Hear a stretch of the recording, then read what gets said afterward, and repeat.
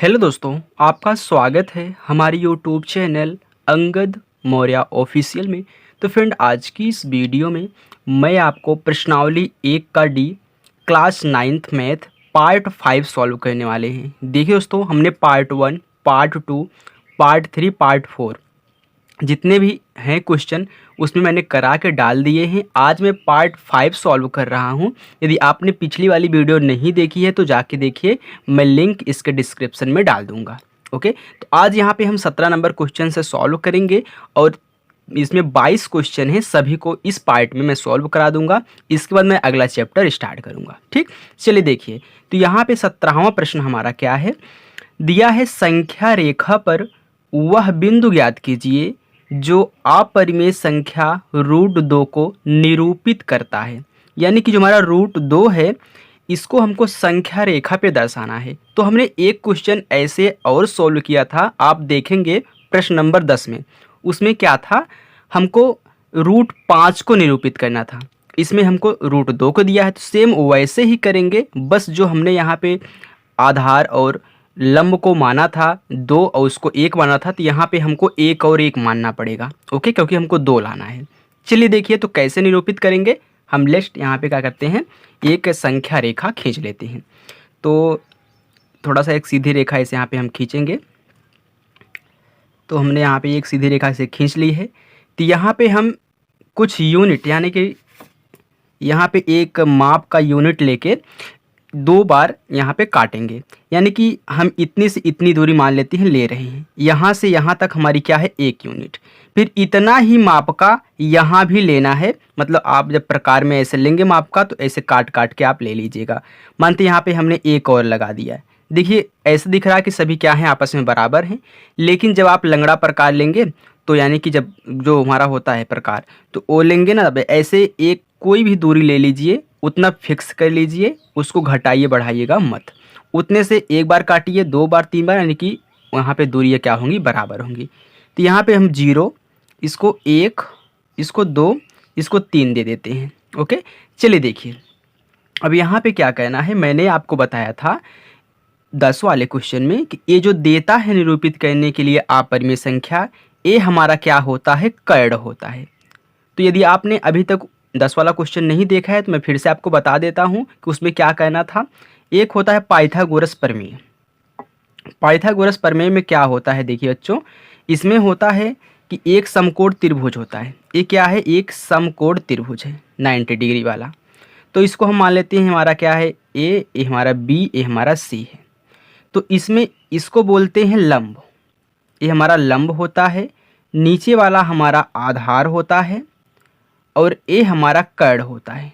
देखिए बच्चों, ये जो कर्ण है हमेशा फिक्स रहता है, लेकिन लंब और आधार हमेशा क्या होते हैं, बदलते रहते हैं। यानी कि जब यहाँ से कोई कोण बनेगा, देखने पे ये लंब लगता है, फिर ये आधार हो जाता है। तो आप जब पढ़ेंगे क्लास 10th में तो आप अच्छे से समझ जाएंगे। ओके, चलिए। तो इसमें हमको जो दिया है वो क्या है, कर्ण है। यानी कि ये जो √2 दिया है, ये हमारा क्या होता है, कर्ण होता है। तो हमारा एक यहाँ पे सूत्र होता है कर्ण बराबर, यानी कि कर्ण स्क्वायर बराबर, भी सीखिए। कर्ण स्क्वायर बराबर होता है लंब का स्क्वायर। रुकिए, थोड़ा सा ब्लर हो रहा है वीडियो। देखिए अब ठीक है। अब देखिए, लंब स्क्वायर प्लस होता है आधार का स्क्वायर। ओके, आधार का स्क्वायर। तब कर्ण बराबर होता है, देखिए ये जो 2 है इस पक्ष में जाएगा तो 1/2 हो जाएगा घात के रूप में। तो घात के रूप में 1/2 क्या होता है, रूट होता है। तो रूट बना लेगा, यानी कि अंदर लंब का स्क्वायर हो जाएगा और प्लस यहाँ पे आधार का स्क्वायर हो जाएगा। अब देखिए, हमको कर्ण को √2 लाना है, यानी कि यहाँ पे जो हम आधार लेंगे 1 इकाई लेंगे, और लंब को जो हम लेंगे ये भी हम 1 इकाई लेंगे। अगर आधार 1 है, लंब 1 है, तो यहाँ पे अगर हम रखें इस फार्मूले में, तो 1 का स्क्वायर प्लस 1 का स्क्वायर, क्योंकि लंब और आधार 1 है, तो कितना हो जाएगा, 1 का स्क्वायर 1 ही होगा, फिर 1 का स्क्वायर 1 होगा। देखिए यहाँ पे √2 आ गया, यानी कि कर्ण हमारा क्या था, √2 था, और √2 आ भी गया है। यानी कि हमको लंब को भी 1 लेना है, आधार को भी 1 लेना है। तो चलिए देखिए, यहाँ पे ये थोड़ा सा छोटा हो गया है, हमको बड़ा लेना था, लेकिन आप जब लीजिएगा थोड़ा सा बड़ा खींचिएगा। ओके, अब देखिए यहाँ पे यहाँ से यहाँ तक हम जानते हैं हमारा एक इकाई है, यहाँ से यहाँ तक क्या है, एक इकाई है। और अगर यहाँ से यहाँ तक देखें 2 इकाई होगा। ओके, और यहाँ से यहाँ भी एक इकाई है, यहाँ से यहाँ तक एक इकाई है, यानी कि इकाई के आपस में बराबर हैं। लेकिन अगर 0 से यहाँ से देखोगे तो यहाँ से यहाँ तक 2 होगा, यहाँ से यहाँ तक 3 होगा। लेकिन अगर बीच बीच में देखोगे तो ये भी 1 है, ये भी 1 है, ये भी 1 है। अब आपको क्या कहना है, इसको मैंने 1 ले लिया, 1 यूनिट, तो इसको भी हमको 1 यूनिट लेना है। तो हम थोड़ा सा इसको लंबा पा लेते हैं, लेकिन 1 यूनिट हम यहाँ पे क्रॉस कर देंगे। ओके, चलिए देखिए, तो हमारा जो इतना है, इतना ही नाप का आप यहाँ भी ले लीजिए। मैंने उतना ही नाप का ले लिया है। फिगर थोड़ा सा छोटा बन रहा है, आप मैनेज कर लीजिएगा, क्योंकि मैं बहुत बड़ा वीडियो यहाँ पे मैं बहुत बड़ा फिगर नहीं बना सकता हूँ, क्योंकि हमको यहाँ इतने में एडजस्ट करना होता है। ओके, ताकि आपको अच्छे से इसी में सेट हो जाए। अब देखिए, आपको यहाँ पे 90 डिग्री का कोण बनाना है, यानी कि आप यहाँ पे क्या करेंगे, 90 डिग्री का कोण बनाएंगे, यहाँ से इसको मिला देंगे। अब देखिए यहाँ पे क्या बन रहा है, यहाँ पे तो 90 डिग्री का आपका कोण बन चुका है, यानी कि जैसे हमने यहाँ पे बनाया था। तो ये हमारा क्या है, ये हमारा √2 है। तो हमने इसको 1 इकाई लिया है, यहाँ भी देखिए इसको भी मैंने क्या लिया है, 1 इकाई लिया है। ओके, बस यहाँ पे हमारा सेट हो चुका है। अब हमको दिखाना है कि √2 हमारा इस रेखा पे कहाँ स्थित है। तो आपको क्या कहना है, जो अभी तक आपने लिया था प्रकार में, इतनी दूरी आपने फिक्स की थी ना, अब उसको खोल दीजिए, उसको हटा दीजिए। अब यहाँ से यहाँ तक दूरी लगा के फिक्स करिए, यानी कि जो एक कोना होता है उसको यहाँ पे रखिए, और जो पेंसिल होगी इसको यहाँ पे रखिए, यानी इतनी दूरी मापिए, इतनी दूरी प्रकार में सेट कर लीजिए। और इसी सेट करके ऐसे ही घुमाइए, जो रेखा कट के जहाँ पे आएगी वहाँ पे आपका क्या होगा, √2 होगा। समझ गए? नहीं समझे तो फिर से बताता हूँ। देखिए, आप नोक को यहाँ पे रखेंगे और पेंसिल वाले नोक को यहाँ पे रखेंगे। ओके, आपकी दूरी लग गई, फिक्स हो गई। उतना अब घटाइए बढ़ाइएगा मत, उतना ही फिक्स करिए। फिर यहीं से लगा के ऐसे ही क्रॉस करिए, तो इसी से होता हुआ एक ऐसे आएगा। देखिए मैं आपको दिखा रहा हूँ, मैंने प्रकार नहीं लिया, ऐसे काटोगे तो यहाँ पे कुछ ऐसे आपका कटेगा। ओके, जब यहाँ से आप ऐसे रख के काटोगे तो यहाँ पे जो ये पॉइंट कट रहा है, यही आपका क्या है बच्चों, √2 है। यही आपका √2 है। ओके, तो मैंने यहाँ पे संख्या रेखा पर आपका दर्शा दिया है, तो आप इसको ए मान सकते हैं, इसको बी मान लीजिए, ABO हो गया त्रिभुज आपका। ओके, तो हमें आशा है कि आपको ये क्वेश्चन बहुत ही अच्छे तरीके से समझ में आया होगा। यदि आपको नहीं आया तो फिर से वीडियो को देखिए, रोक के अच्छे समझ के देखिए। मैंने हर एक कंसेप्ट यहाँ पे आपका क्लियर किया है कि कैसे आप चाप लगाएंगे, कितनी यूनिट लेंगे, क्यों एक लेना है, क्योंकि हमको √2 लाना था। ओके, तो चलिए अब नेक्स्ट क्वेश्चन की तरफ चले। क्वेश्चन नंबर हमारा 18।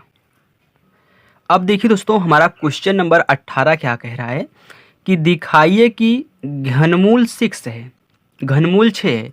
जब भी यहाँ पे 3 लग जाए तो घनमूल है, 2 लग जाए तो वर्गमूल है। ओके, तो यहाँ पे देखिए 3 यहाँ पे लगाए, घनमूल वाली कड़ी है, परिमेय संख्या नहीं है। यानी कि हमको दिखाना है कि आप दिखाइए कि यह एक अपरिमेय संख्या है। परिमेय संख्या नहीं होने का मतलब क्या है, संख्या तो परिमेय होगी या अपरिमेय होंगी, लेकिन हमको दिखाना है कि परिमेय नहीं है, यानी कि हमको दिखाना है कि अपरिमेय है, यानी उसका उल्टा पूछ रहा है।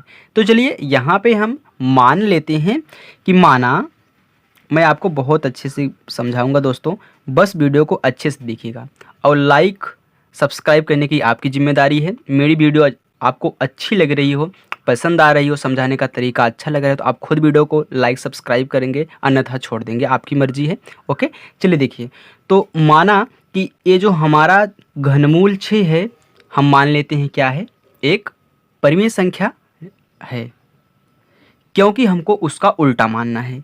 तो माना घनमूल 6, ये चल क्यों नहीं रहा यार, घनमूल 6 एक परिमेय संख्या है, क्योंकि जो दिया रहेगा उसका उल्टा मानेंगे।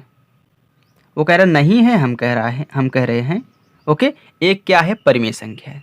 चलिए, तो इसके बराबर कोई एक परिमेय संख्या हम मान लेते हैं। तो मानेंगे यहाँ पे घनमूल 6 बराबर a/, हम b मान लेते हैं, चाहे आप p/q मानिए, r/s मानिए, m/n मानिए, या फिर आप r मान लीजिए, तब भी आपका सही है। लेकिन यहाँ पे लिखना पड़ेगा जहाँ AB क्या है, पूर्णांक है। ओके, चलिए अब देखिए यहाँ पे घनमूल 6 दिया है। अब आपको कहना क्या है, इसका मतलब क्या होता है। देखिए, जैसे अगर हमको दे दे वर्गमूल 6, तो इसका मतलब होता है कि 6 की घात 1/2 वर्गमूल, ये जो रूट लगा है, ये घात के रूप में 1/2 होता है।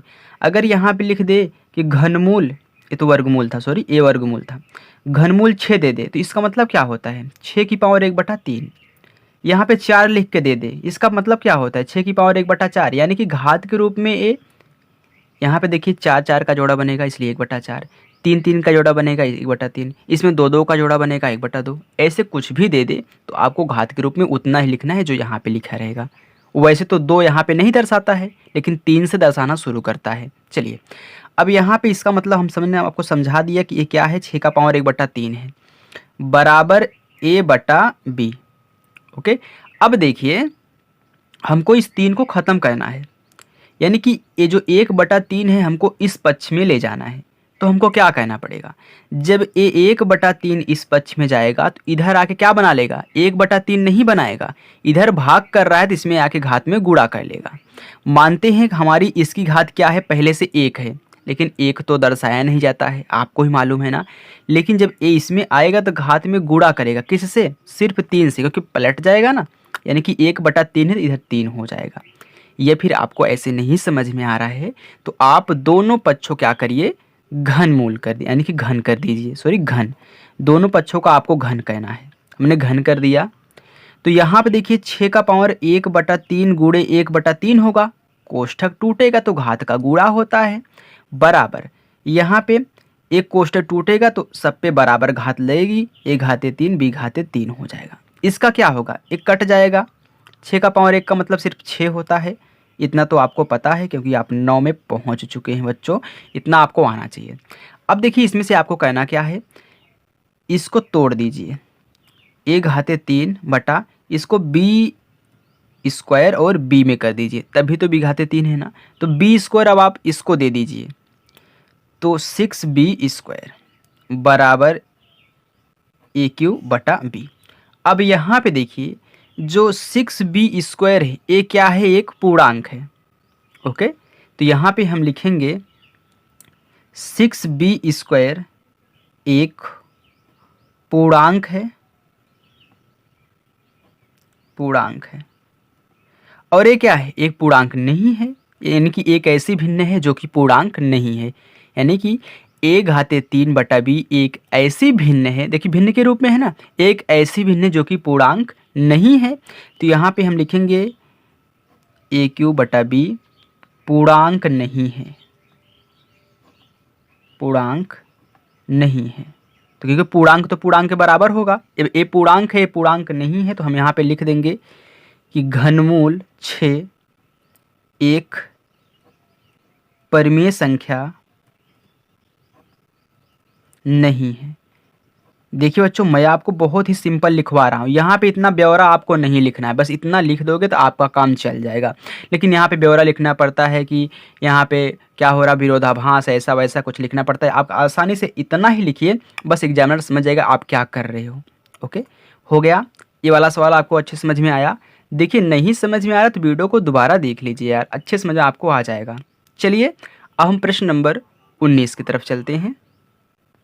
देखिए बच्चों, अब 19वां प्रश्न क्या कह रहा है, बहुत ही अच्छे तरीके से समझाऊंगा। बिल्कुल, पहले आपको कंसेप्ट सिखाऊंगा, इसके बाद आप खुद इसको आसानी से कर जाओगे। ओके, चलिए देखिए, तो कह रहा है कि बताइए नीचे दी गई संख्याओं में कौन कौन परिमेय हैं और कौन कौन अपरिमेय। यानी कि एक तो हमको परिमेय छांटना है और एक हमको अपरिमेय छांटना है, यानी कि बताना है कि कौन सी परिमेय है कौन सी अपरिमेय। वीडियो यार बार बार ब्लर हो जा रहे, रुको तो। अब ठीक है, चलिए देखिए, सबसे पहले हम इस वाले क्वेश्चन को लेते हैं 2 - √5 को। ओके, तो आपको कंसेप्ट बता दें ताकि आप आसानी से इनको सॉल्व कर पाएँ। देखिए, अगर आपको कोई परिमेय संख्या दी गई है, अब परिमेय संख्या कैसे पहचानेंगे, परिमेय संख्या पूर्णांक होगी, यानी कि जैसे आपको प्राकृतिक संख्याएं जैसे कि पूर्णांक मतलब क्या, पूर्णांक धनात्मक भी होता है और ऋणात्मक भी होता है। तो पूर्णांक ना रूट में नहीं रहेगा, वो रूट से बाहर निकला रहेगा। ओके, जैसे कि 1 2 3 4 फिर -1 2 3 4 5 अनंत तक ऐसे आपको मिलता है ना, तो ऐसे ही वह क्या रहेगा, एक पूर्ण वर्ग के रूप में रहेगा, यानी कि वो बाहर निकला रहेगा। यानी कि परिमेय संख्या में यदि आप परिमेय संख्या ऐड करोगे तो आप परिमेय को मैंने यहाँ पे आ और पा से दर्शाया है, ये आप परिमेय संख्या हो गई। ओके, चलिए अब देखिए, जैसे ही आप परिमेय संख्या में अपरिमेय संख्या ऐड करोगे वह पूरी की पूरी मिलके अपरिमेय संख्या हो जाती है। ओके बच्चों, वह पूरी की पूरी मिलके अपरिमेय संख्या हो जाती है। यानी कि चाहे आप जोड़ो या फिर घटाओ या फिर गुणा करो या फिर भाग करो, परिमेय संख्या में आप किसी भी अपरिमेय संख्या से जोड़ रहे हो, घटाव कर रहे हो, गुणा कर रहे हो, भाग कर रहे हो, हमेशा आपको अपरिमेय संख्या मिलेगी। ओके, यदि आप परिमेय संख्या में परिमेय संख्या जोड़ोगे तो परिमेय संख्या मिलेगी, अपरिमेय में अपरिमेय जोड़ोगे, घटाओगे, गुणा करोगे, भाग करोगे तो आपको क्या मिलेगा, अपरिमेय मिलेगा। लेकिन आप दो अलग यानी कि परिमेय और अपरिमेय को चाहे जोड़ो, घटाओ, गुणा करो, भाग करो, हमेशा अपरिमेय संख्या मिलेगी, इतना याद रखिएगा। ओके, यानी कि दोनों अगर एक साथ हैं तो काम बेकार है, क्योंकि ए हमेशा जीतेगा अपरिमेय संख्या। ओके, क्योंकि इसकी जाति बड़ी है। अब देखिए यहाँ पे आप समझेंगे कि अपरिमेय क्या है।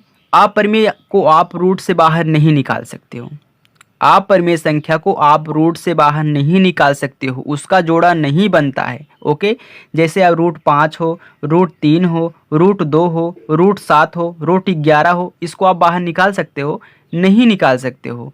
यदि आप इसको जोड़ा नहीं बना सकते हो तो ये सब क्या हैं, अपरिमेय संख्याएं हैं। ओके, चलिए अब हम क्वेश्चन की तरफ चलते हैं। मैंने आपको बहुत समझा दिया, आपके दिमाग में घुस भी गया होगा। चलिए क्वेश्चन को देखिए। अब यहाँ पे मैंने क्या लिया है, सॉरी मैंने नहीं लिया है, क्वेश्चन है 2 - √5। अब आप देख रहे हो मैंने आपको बताया कि √5 क्या है, अपरिमेय संख्या है, लेकिन 2 क्या है, पूर्णांक है। पूर्णांक है तो परिमेय संख्या है। ए परिमेय संख्या है, ए अपरिमेय संख्या है। क्या किया है, परिमेय संख्या में अपरिमेय संख्या को घटाया है। तो मैंने आपको क्या बताया, परिमेय संख्या में चाहे आप जोड़ो, घटाओ, गुणा करो, भाग करो, हमेशा क्या होगा, अपरिमेय संख्या। तो ये तो वैसे ही अपरिमेय संख्या हो गई, इसलिए मैंने आपको पहले बता दिया ताकि आपको समझने में आसानी हो। ओके, सब ऐसा नहीं बताते हैं। अब देखिए ये क्या है, आप इसको बाहर निकाल सकते हो, नहीं निकाल सकते हो, क्योंकि इसका जोड़ा नहीं बनेगा, गुणनखंड नहीं होगा, इसका नहीं होगा। तो आप सोचेंगे ये क्या है, अपरिमेय संख्या है। नहीं दोस्तों, इसको पहले सॉल्व कर लीजिए, कोष्टक तोड़िए। तो कोष्टक तोड़ोगे तो क्या होगा, 3 प्लस, मैं यहीं पे सॉल्व कर रहा हूँ, √23 फिर माइनस √23। अब √23 से कट गया, बचा कितना, सिर्फ 3। 3 क्या है, पूर्णांक है। पूर्णांक है तो परिमेय संख्या है, क्योंकि इसको हम 3/1 लिख सकते हैं, तो p/q के रूप में तो है। तो ये क्या हो जाएगी, परिमेय संख्या। तो मैं ऐसे ही दर्शा दे रहा हूँ, थोड़ा सा जगह कम है। ये क्या है, परिमेय संख्या है, तो यहाँ पे मैंने लिख दिया है। चलिए इसको देख लेते हैं, तीसरे वाले को दिया है 2√7/7 √7।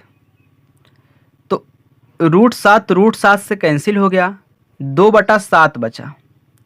तो ये p/q के रूप में है, परिमेय संख्या वही होती है जो p/q के रूप में हो। तो क्या है, एक परिमेय संख्या है, परिमेय संख्या। तो परिमेय संख्या को मैं ऐसे ही लिख रहा हूँ, पा मतलब परिमेय, सा मतलब संख्या। ओके, देखिए यहाँ पे अगर ये √7 बचा होता तब क्या होता, अरे √7 तो अपरिमेय है, लेकिन ये परिमेय है, तो परिमेय में चाहे अपरिमेय संख्या से गुणा करो, भाग करो, जोड़ करो, घटाव करो, अपरिमेय संख्या होती। लेकिन दोनों ही क्या हैं, पूर्णांक है। पूर्णांक है तो परिमेय संख्या है। चलिए अब बात करते हैं हम इसकी 1/√2 की। एक क्या है, एक क्या है, एक तो भाई वैसे ही हमेशा रूट से मुक्त रहता है, वैसे भी स्वतंत्र है। लेकिन √2 क्या है, √2 अपरिमेय है, मैंने आपको पहले बता दिया था। तो हमेशा क्या हो जाएगा, अपरिमेय संख्या, क्योंकि अपरिमेय संख्या से भाग कराया जा रहा है।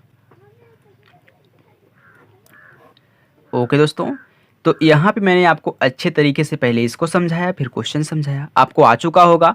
तो चलिए अब हम प्रश्न नंबर 20 की तरफ प्रस्थान, सॉरी अभी आपका एक और बचा हुआ है, पाँचवा मैंने नहीं लिखा, भूल गए हैं। पाँचवा है 2 पाई। अब 2 पाई क्या है मैं आपको यहाँ पे थोड़ा समझा देता हूँ। पाई को जब भी आप देखिएगा, पाई एक अपरिमेय संख्या होती है। पाई क्या है? अपरिमेय संख्या है। तो ये परिमेय संख्या, ये अपरिमेय संख्या, तो परिमेय संख्या अपरिमेय संख्या के बीच में क्या हो रहा है? गुणा हो रहा है ना। परिमेय संख्या अपरिमेय संख्या के बीच में गुणा हो रहा है ना, तो क्या होता है? अपरिमेय आता है। तो अपरिमेय संख्या, क्योंकि पाई का मान अनंत तक जाता है बच्चों, पाई को हम p/q के रूप में नहीं लिख सकते हैं, इसलिए पाई क्या है? अपरिमेय संख्या है। तो देखिए एक क्वेश्चन छूट रहा था, ये भी हम हो गया। चलिए हम प्रश्न नंबर 20 करते हैं। ओके, देखिए दोस्तों, हमारा प्रश्न नंबर 20 है, कह रहा है कि निम्नलिखित व्यंजकों में से प्रत्येक व्यंजक को सरल कीजिए। सरल करने का मतलब क्या है? बस आप कैलकुलेशन कर लीजिए, यानी कि गुणा करना हो तो गुणा कर लीजिए, भाग करना हो तो भाग कर लीजिए, यानी कि इसको हल करके रख देना है।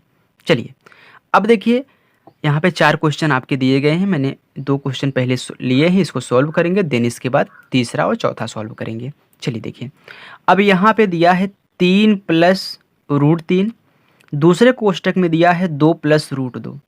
अब आपको क्या करना है? गुणा कराना है। बीच में यहाँ पे देखिए गुणा का चिन्ह होता है, यदि नहीं लगाया है तो गुणा का चिन्ह होता है, आप समझ जाइएगा।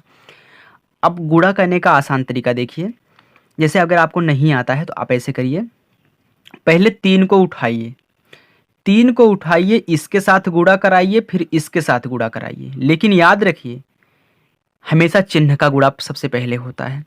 तो यहाँ पे सभी प्लस के रूप में है, कोई भी संख्या माइनस नहीं है, तो आपको गुणा नहीं कराना है, यानी कि हमेशा तो आपको प्लस ही लिखना है, माइनस नहीं आएगा, क्योंकि इसमें माइनस की बात नहीं की गई है। ये क्या है? एक ट्रिक है, क्योंकि अगर माइनस नहीं है कोई संख्या तो आपको डायरेक्ट प्लस प्लस प्लस लिखना है हर एक व्यंजक के बाद।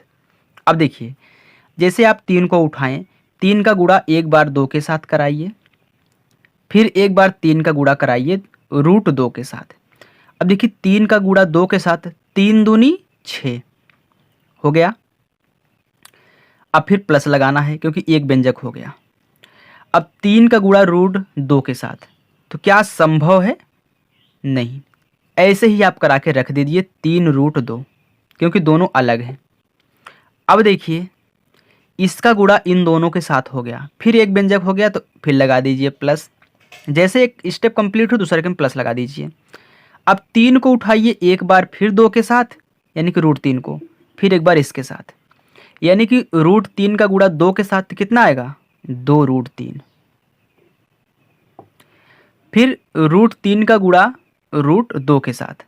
अब देखिए रूट सेम है और संख्या अलग है। ध्यान दीजिएगा, यदि रूट सेम हो और संख्या अलग हो तो संख्या के क्या होता है? संख्या का गुणा होता है रूट के अंदर, यानी कि 2 और 3 और 2 का हमारा कितना? 6 हो जाएगा गुणा। 3 दूनी 6 हो गया, तो रूट के अंदर होगा। कब होगा? जब रूट सेम हो। याद रखिएगा, यहाँ पे थोड़ा ब्लर होता है यार, चलिए यहाँ पे लग देते हैं। ओके, अब देखिए आपको कहना क्या है, इसमें कोई सजाती पद आपको दिख रहा है? इसका भी सजाती पद नहीं है, इसका भी सजाती पद नहीं है, इसका नहीं, कोई नहीं, बस यही आपका आंसर हो गया। यदि सजाती पद होता तो हम जोड़ देते, नहीं है तो नहीं जोड़ेंगे। अब आप सोच रहे होंगे कि ये दोनों तो लग रहे हैं क्योंकि रूट है। नहीं दोस्तों, ये दोनों नहीं है। क्यों? यहाँ पे क्या है? 3√2 है, यहाँ पे 2√3 है। यदि यहाँ पे देखिए रूट बराबर नहीं है तो संख्याएं आपस में ना जुड़ सकती हैं ना ही घट सकती हैं। ओके, बस उनको ऐसे ही लिख के छोड़ दिया जाता है। बात समझ में आ गई? तो हमारा जो आंसर होगा पूरा ऐसे ही हम छोड़ देंगे, इसमें कोई कैलकुलेशन अब आगे नहीं होगा। चलिए तो अब दूसरे तरफ प्रश्न की तरफ हम चलते हैं। हमारा जो दूसरा प्रश्न है, यहाँ पे आप देख सकते हैं दिया है 3 + √3, एक कोष्टक में दिया है 3 - √3। अब इसका क्या करेंगे? तो यहाँ पे आपको एक फार्मूला नज़र आ रहा होगा कि एक कोष्ठक में जो a + b होता है, एक कोष्ठक में a - b होता है। देखिए a बराबर है, b बराबर है, यानी हमारा a और b के कहने का मतलब है कि 3 बराबर है और √3 बराबर है। तो हमारा जो फार्मूला होता है उसको हम यहाँ पे थोड़ा सा आपको लिख देते हैं। वो होता है a² - b² बराबर, एक कोष्टक में a + b होता है और एक कोष्टक में a माइनस बी होता है। ए हमारा क्या है, फार्मूला है। तो हमको इस रूप में दिया है, तो इस रूप में हमको यहाँ पे सेट करना है। देखिए पहले से a plus b a minus b दिया है, तो a स्क्वायर होता है माइनस बी स्क्वायर। तो a हमारा a है, a हमारा b है। ओके, तो a स्क्वायर का मतलब कि 3 का हम क्या करेंगे, स्क्वायर करेंगे। फिर माइनस दिया है, b स्क्वायर का मतलब √3 का हम क्या करेंगे, होल स्क्वायर करेंगे। तो 3 का स्क्वायर 3 त्रिक का 9 हो गया बच्चों, माइनस अब √3 का होल स्क्वायर कितना होता है, 3 ही होता है। मैंने आपको बताया है बहुत बार वीडियो में, तो 3 हो गया। तो 9 में से 3 जाए कितना बचेगा, 6। ये 6 आपका आंसर हो गया। बात समझ में आई। चलिए अब चौथा और तीसरा हम सॉल्व कर लेते हैं। देखिए तीसरा क्वेश्चन है √5 प्लस √2 का होल स्क्वायर। ओके, अब यहाँ पे होल स्क्वायर दिया है ना, तो ये हमारा क्या है, इसमें 2 पद आपको दिख रहे हैं, एक a है एक b के रूप में है। तो a प्लस बी का होल स्क्वायर का फार्मूला इसमें लगेगा। तो हमारा जो a प्लस बी के होल स्क्वायर का फार्मूला होता है, ये देखिए सूत्र है। ओके, ये होता है a square plus b square plus 2ab। बहुत लोग इस प्रकार से लिखते हैं, a square plus 2ab plus b square. दोनों का मतलब एक ही है, चाहे आप इसको लगाइए चाहे आप इसको लगाइए। तो अधिकतर हम इसको ही लगाते हैं। ओके, तो यही हम लगा रहे हैं। अब देखिए ए है, ए हमारा बी होता है। मैं आपको बहुत अच्छे से समझा रहा हूँ, ओके, ताकि आपको समझ में आ जाए। तो ए स्क्वायर, तो ए हमारा 5 है, तो यानी सॉरी √5 है, तो √5 का होल स्क्वायर हम कर देंगे, प्लस बी स्क्वायर, बी हमारा √2 है, तो √2 का होल स्क्वायर, फिर प्लस फार्मूले में रख रहे हैं 2, देखिए सूत्र में है ए बी, यानी कि ए हमारा √5 है और बी हमारा √2 है। चलिए तो √5 का स्क्वायर कितना होता है, 5 ही होता है, प्लस √2 का 2 ही होता है, प्लस अब देखिए यहाँ पे 2 तो ऐसे ही रहेगा, लेकिन हम देख रहे हैं यहाँ पे √5 है, √2 है, इनका गुणा कैसे होगा। देखिए जब भी यहाँ पे क्या है, रूट बराबर हैं, यानी कि वर्गमूल हैं दोनों। जब भी रूट बराबर हों, अंदर की संख्याएं अलग अलग हों, तो अंदर ही संख्या का गुणा हो जाता है। तो 5 दूनी 10, तो इसको रूट में लिखेंगे 10। ओके, अब जोड़ लीजिए 5 2 7, 7 प्लस 2 √10, ये आपका क्या हो गया, आंसर हो गया। ओके बच्चों, चलिए अब चौथा देखिए। अब देखिए चौथा क्या है, √5 माइनस √2, √5 प्लस √2। तो अभी जैसे हमने दूसरे वाले क्वेश्चन को सॉल्व किया था, आपको दिखा रहे हैं, इसमें था 3 प्लस √3, 3 माइनस √3। तो देखिए ये देख के आप घबराइएगा मत कि पहले माइनस दिया है फिर प्लस दिया है, इसमें तो पहले प्लस दिया है फिर माइनस दिया है। देखिए ये आगे पीछे हो सकते हैं, क्योंकि दोनों गुणा के रूप में हैं, तो आगे पीछे हो सकते हैं, लेकिन आपका आंसर तो सेम आएगा। यदि आपको विश्वास नहीं है तो मैं आपको दिखा देता हूँ प्रूफ। प्रूफ क्या है, जैसे हम यहाँ पे थोड़ा सा एक कोष्टक बना लेते हैं आपको, ताकि क्लियर हो जाए एकदम अच्छे से कि हाँ ये सही होता है, कि हम गुणा में कोई संख्या तो उसको आगे पीछे कर सकते हैं। देखिए जैसे अगर हम 3 × 2 लिखें बच्चों, तो हमारा कितना, 3 दूनी 6 आता है। अगर इसी को हम पलट के 2 × 3 लिखें तो हमारा देखिए 6 आएगा। यानी कि दोनों संख्याएं गुणा के रूप में है तो आगे पीछे हो सकती हैं, लेकिन फार्मूला आपका वहीं लगेगा, आंसर भी आपका सेम आएगा। तो चलिए फार्मूला यहाँ पे हम लिख देते हैं दूसरे पेन से। तो फार्मूला क्या होता है, ए स्क्वायर माइनस बी स्क्वायर वाला, वही है ना, सेम टू सेम जो भी हमने आपको बताया। एक कोष्टक में a प्लस बी, एक कोष्टक में a माइनस बी। तो हम मान के चलते हैं कि a हमारा a होता है, a हमारा b होता है, यही ना। तो a हमारा √5 है, यानी कि एक कोष्टक में a प्लस बी, तो यानी कि एक कोष्टक में यहाँ पे दिया था a प्लस बी, तो यहाँ पे पहले से a प्लस बी है, और एक कोष्टक में a माइनस बी दिया है, तो यहाँ पे a माइनस बी है। तो इस रूप में हमको बनाना होता है, यानी कि a square minus b square. a हमारा √5 है तो इसका स्क्वायर, माइनस b हमारा √2 है तो इसका स्क्वायर। तो 5 हो जाएगा, क्योंकि √5 का 5 होता है, हमने अभी सीखा है, माइनस √2 का 2 होता है। तो 5 में से 2 जाएगा, कितना बचेगा, 3। ये आपका आंसर हो गया। ओके, देखिए मैं बहुत ही अच्छे तरीके से आपको समझाऊंगा, बस वीडियो के लास्ट तक बने रहिए और अच्छे से अपनी तैयारी करते रहिए। यदि आपको वीडियो पसंद आती है तो वीडियो को लाइक फॉलो आपकी करने की जिम्मेदारी है। चलिए देखिए अब हम प्रश्न नंबर 21 देखते हैं। देखिए बच्चों, 21वां क्वेश्चन हमसे कह रहा है कि उत्तरोत्तर आवर्धन करके संख्या रेखा पर 3.765 को देखिए। ओके, तो इसमें हमको क्या कहना है, 3.765 को देखना है यानी कि दर्शाना है। चलिए देखिए, तो यहाँ पे एक चीज़ आप ध्यान देंगे, ये जो आपको दिया है 3.765, एक किसके बीच में है? एक तो 3 से बड़ा है लेकिन 4 से क्या है, छोटा है। क्योंकि इसके आगे हम बहुत सी संख्याएं लिख सकते हैं, लेकिन जब भी बात आएगी यहाँ से तो देखिए 3 से ज़्यादा है लेकिन 4 से क्या होगा, छोटा होगा, यानी कि 3 और 4 के बीच में होगा। तो हम यहाँ पे क्या करते हैं, एक रेखा खींच लेते हैं, संख्या रेखा। चलिए देखिए, यहाँ पे हम एक संख्या रेखा खींच लेते हैं अच्छे से, थोड़ा सीधा। हमने यहाँ पे एक संख्या रेखा खींच ली है। ओके, अब आपको क्या करना है, इस जगह पे 3 रखना है, सॉरी रुको, यहाँ पे 3 और यहाँ पे आपको 4 रखना है। हमने रख दिया। अब देखिए 3 और 4 हो गया, तो चलिए इसको क्या करिए, 9 बराबर भागों में काट दीजिए। जैसे कि यहाँ पे हम 1 दे रहे हैं, 2 3 4 5 6 7 8, यहाँ पे 9 दे रहे हैं। देखिए मैं यहाँ पे नाप के तो नहीं कर रहा हूँ, लेकिन जो आप करिएगा यानी कि आपका छोटा बड़ा ना हो, ऐसे लिखिएगा। चलिए देखिए, अब यहाँ पे आपको क्या कहना है, 3 के बाद क्या है, क्या आता है, 3 के बाद हम लिखेंगे 3.1, क्योंकि इसको हमको जूम करके दिखाना है। अभी आप समझ जाओगे मैं क्या कर रहा हूँ।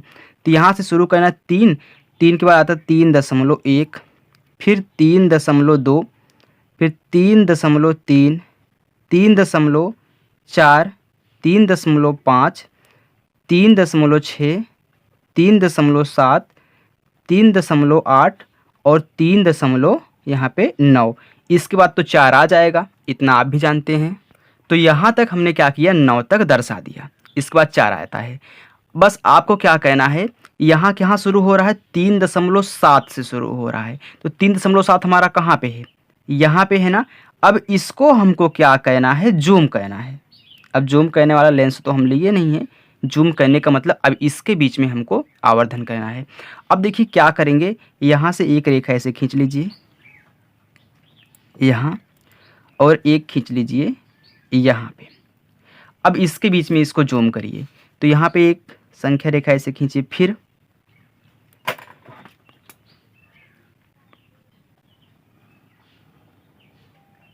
हमने खींच लिया।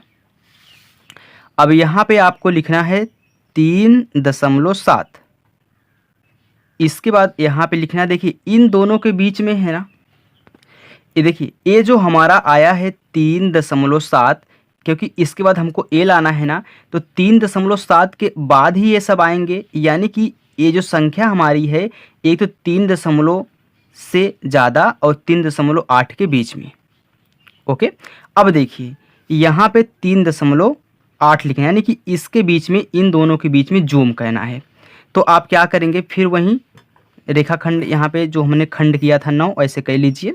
तो कितना, 1 2 3 4 5 6 7 8 9। ओके, अब यहाँ पे लिखिए 3.7, तो 3.7 बाद 3.71, 3.71, 3.72, 3.73, 3.74, 3.75, 3.76, 3.77, 3.78 और 3.79। अब इसके बाद जैसे हम ले जाएंगे 3.80, तो यहाँ पे हो जाएगा 3.8, इसके आगे हम 0 बढ़ा सकते हैं। चलिए अब देखिए हम कहाँ तक पहुँच चुके हैं, हम यहाँ तक पहुँच चुके हैं 3.6 तक। कहाँ पे है 3.76, यहाँ पे है 3.76। अब इन दोनों के बीच में हमको क्या कहना है, जूम कहना है, इन दोनों के बीच में। तो फिर यहाँ से क्या करिए, फिर ऐसे करिए, फिर इसको इधर करिए, फिर रेखा खींचिए जब तक ये पूरा आ ना जाए। तो चलिए हम यहाँ पे करते हैं,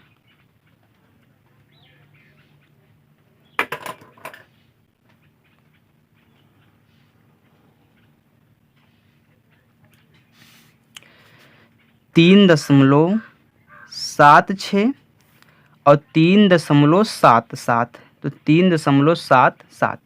चलिए यहाँ पे 9 हम खंड कर लेते हैं इसको। तो 1 2 3 4 5 6 7 8 9।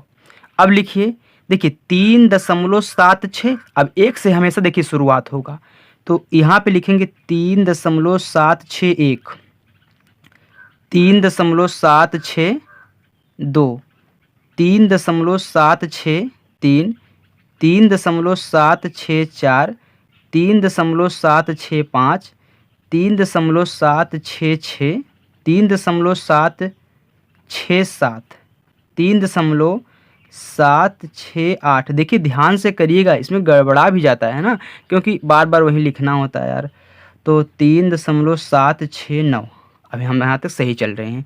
तो पूरा का पूरा हमारा कहाँ पे आया है? 3.765, 3.765 हमारा यहाँ पे आया है। तो यहाँ हमारा क्या हो गया है? आवर्धन क्षमता हो गई है।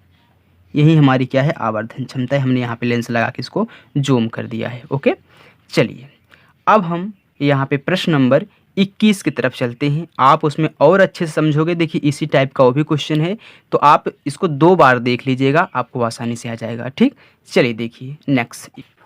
देखिए 22वां क्वेश्चन कह रहा है कि 4 दशमलव स्थानों तक संख्या रेखा पर 4.26, यहाँ पे बार दे दिया है इन दोनों संख्या के ऊपर को। देखिए तो कह रहा है कि 4 दशमलव स्थान तक देखना है, लेकिन हमको क्या दिया है? हमको दशमलव के 2 स्थान तक दिया है। इसका मतलब क्या होता है? इसको हम ऐसे लिख सकते हैं, जब भी किसी संख्या के ऊपर बार लग जाए दोस्तों, यानी कि वह संख्या बार बार रिपीट हो रही थी, इसलिए वो क्या किया?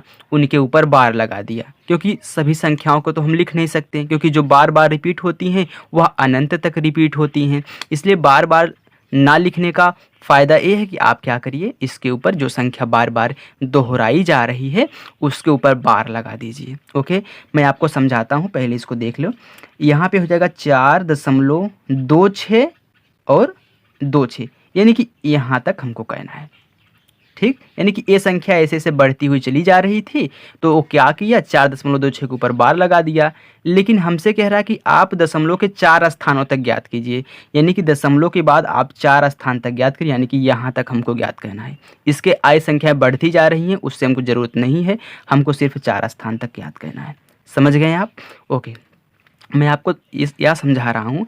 मान लीजिए कोई संख्या ऐसे है 0.33333, ये बार बार रिपीट हो रही थी, तो उसने क्या किया? एक तरीका लगाया, यानी कि जो इस सवाल को बनाया था वो क्या किया कि 0.3 के ऊपर ऐसे बार दे दिया, यानी कि इस संख्या का मतलब यही है कि संख्या बार बार रिपीट हो रही थी। ओके, तो इसको मैंने एग्जाम्पल लेके बताया है, सवाल आपका ए है। चलिए हमको क्या कहना है, यहाँ पे दर्शाना है। तो हम ये देखेंगे कि ये जो हमारी संख्या है 4.2626, ये किस किस संख्या के बीच में है?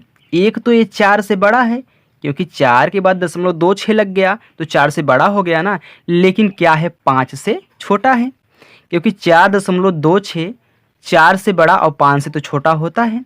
तो यहाँ पे हम क्या करेंगे? एक संख्या रेखा वहीं जैसे हम खींचे थे वैसे ही हम खींच लेंगे। खींचिए, हमने एक संख्या रेखा खींच ली है। अब हमको क्या कहना है? यहाँ पे लिखना है 4 से बड़ा है और 5 से छोटा है। चलिए तो इसको पहले 9 खंड कर लीजिए, आपको आसानी रहेगी। नहीं तो आप जैसे करेंगे लिखते जाएंगे तो अच्छे सेट नहीं होता है। तो पहले इसे 9 खंड कर लो। 1 2 3 4 5 6 7 8 9। अब देखिए अच्छा लग रहा है। अब देखिए 4 के बाद क्या आएगा? 4 के बाद हमने आपको बताया 4.1 आता है, फिर 4.2, 4.3, 4.4, 4.5, 4.6, 4.7, 4.8, 4.9। जैसे ही 10 होगा तो ये 5 बन जाएगा, यहाँ पे आ जाएगा। चलिए अब देखिए क्या था? 4.2, तो यहाँ तक हम अब पहुँच चुके हैं। तो 4.2 कहाँ पे है? यहाँ पे है। तो यहाँ पे है, तो इन दोनों के बीच में जूम करके देखना है कि यह संख्या कहाँ पे है, क्योंकि इन्हीं के बीच में संख्याएं हैं। इसको जूम करेंगे लेंस लगा के। तो लेंस लाइन का मतलब है कि इसको जब जूम करेंगे हम तो ऐसे, क्योंकि हमको फिर संख्या रेखा लेनी है ना, तो थोड़ा सा बड़ा ऐसे लेंगे, नीचे डाउन करिए। चलिए देखिए, फिर खींच लीजिए।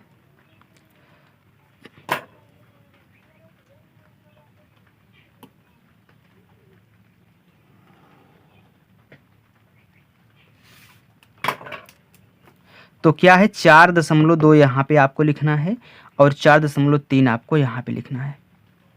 लिख दिया हमने। चलिए देखिए, इसको 9 खंड कर लीजिए, थोड़ा सा डाउन कर दीजिए ताकि अच्छा लगे। यहाँ पे है तो 9 खंड करेंगे तो 1 2 3 4 5 6 7 8 9।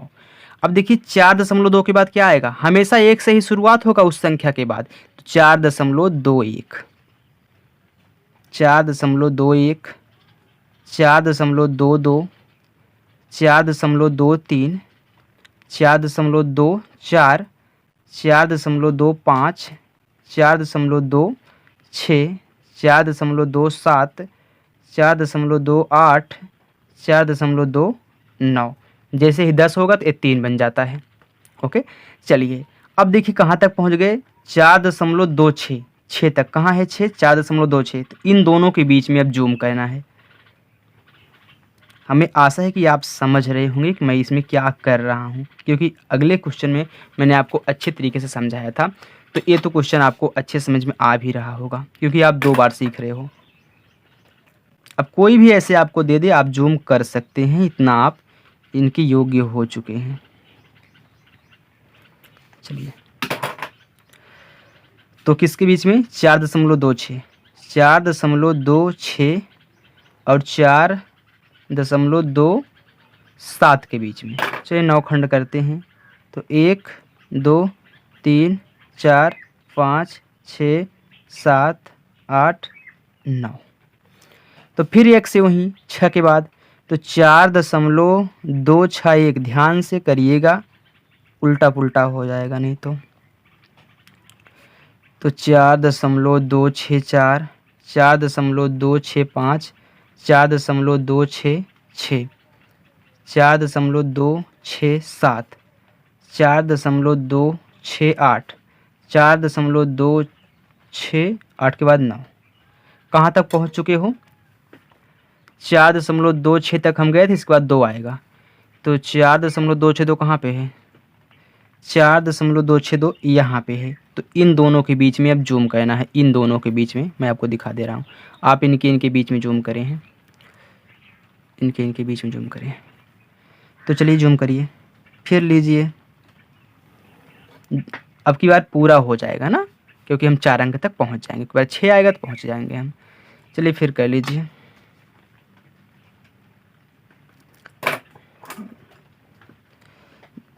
देखिए, इस प्रकार के क्वेश्चनों को आप बहुत ही ध्यान से करेंगे। मैं बार बार समझा रहा हूँ, क्योंकि हम सब जब आपको बताते हैं तो ऐसे लिखना होता है, तो ध्यान देना होता है। तो गलती हमसे हो जाएगी, तो आप वहीं कमेंट करोगे कि सर ऐसे गलत बता दिए। तो आपको मैं समझा रहा हूँ कि आप भी ऐसी गलती ना हो, क्योंकि देखिए यहाँ से बताना और ख़ुद अपने मन से पेपर पे लगाना अंतर होता है, क्योंकि वीडियो बनाने में और ये सब कहने में अंतर है। अब देखिए, चलिए देखिए, इन दोनों के बीच में जूम करना है तो 9 खंड कर लेते हैं। तो 1 2 3 4 5 6 7 8 9। तो फिर 1 से ही तो कहाँ तक पहुँचे थे? 4.2621।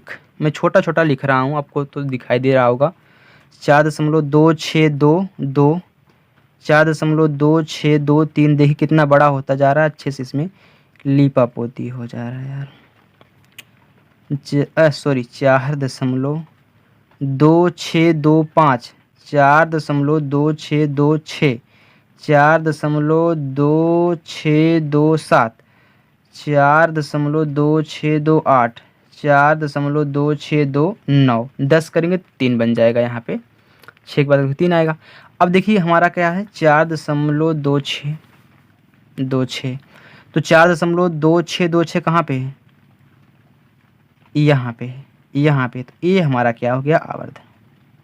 मैंने यहाँ पे आपको दिखा दिया। ओके बच्चों, तो आई होप बच्चों आपको ये वीडियो बहुत अच्छे से समझ में आ चुकी होगी। तो बच्चों जितने भी हमने पार्ट बनाए हैं, पार्ट 1 से 4 तक, ये तुम्हारा 5 था, 1 से 4 तक मैं सबका जो लिंक है वीडियो के डिस्क्रिप्शन में डाल दूंगा।